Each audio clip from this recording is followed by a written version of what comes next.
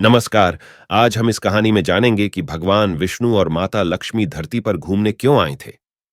एक बार भगवान विष्णु जी शेषनाग पर बैठे बैठे बोर हो गए और उन्होंने धरती पर घूमने का विचार मन में किया। वैसे भी कई साल बीत गए थे। धरती पर आए और वह अपनी यात्रा की तैयारी में लग गए। स्वामी को तैयार होता देखकर लक्ष्मी मां ने पूछा, आज सुबह सुबह कहाँ जाने की तैयारी हो रही है? विष्णु जी ने कहा, हे लक्ष्मी, मैं धरती लोक पर घूमने जा रहा हूं। तो कुछ सोचकर लक्ष्मी मां ने कहा, हे देव, क्या मैं भी आपके साथ चल सकती हूं? भगवान विष्णु ने 2 पल सोचा, फिर कहा, एक शर्त पर। तुम मेरे साथ चल सकती हो। तुम धरती पर पहुंचकर उत्तर दिशा की ओर बिल्कुल मत देखना। इसके साथ ही माता लक्ष्मी ने हां कह के अपनी मनवा ली और सुबह सुबह मां लक्ष्मी और भगवान विष्णु धरती पर पहुंच गए। अभी सूर्य देवता निकल रहे थे। रात बरसात होकर हटी थी। चारों ओर हरियाली ही हरियाली थी।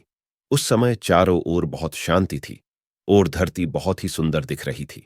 और मां लक्ष्मी मंत्र मुग्ध होकर धरती को देख रही थी और भूल गई कि पति को क्या वचन देकर आई है। और चारों ओर देखती हुई कब उत्तर दिशा की ओर देखने लगी, पता ही नहीं चला।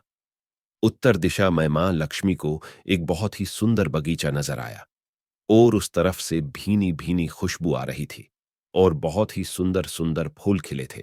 यह एक फूलों का खेत था और मां लक्ष्मी बिना सोचे समझे उस खेत में गई और एक सुंदर सा फूल तोड़ लाई। लेकिन यह क्या, जब मां लक्ष्मी भगवान विष्णु के पास वापस आई तो भगवान विष्णु की आंखों में आंसू थे। और भगवान विष्णु ने मां लक्ष्मी को कहा कि कभी भी किसी से बिना पूछे उसका कुछ भी नहीं लेना चाहिए और साथ ही अपना वचन भी याद दिलाया।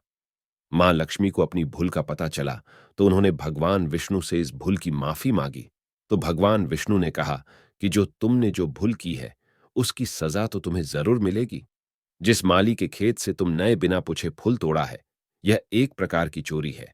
इसलिए अब तुम 3 साल तक माली के घर नौकर बनकर रहो। उसके बाद मैं तुम्हें बैकुंठ में वापस बुलाऊंगा। मां लक्ष्मी ने चुपचाप सर झुकाकर हां कर दी। आजकल की लक्ष्मी थोड़े थी और मां लक्ष्मी एक गरीब औरत का रूप धारण करके उस खेत के मालिक के घर गई। घर क्या एक झोपड़ा था और मालिक का नाम माधव था। माधव की बीबी, 2 बेटे और 3 बेटियां थी। सभी उस छोटे से खेत में काम करके किसी तरह से गुजारा करते थे। मां लक्ष्मी जब एक साधारण और गरीब औरत बनकर जब माधव के झोपड़े पर गई तो माधव ने पूछा, बहन तुम कौन हो और इस समय तुम्हें क्या चाहिए? तब मां लक्ष्मी ने कहा, मैं एक गरीब औरत हूं। मेरी देखभाल करने वाला कोई नहीं। मैंने कई दिनों से खाना भी नहीं खाया।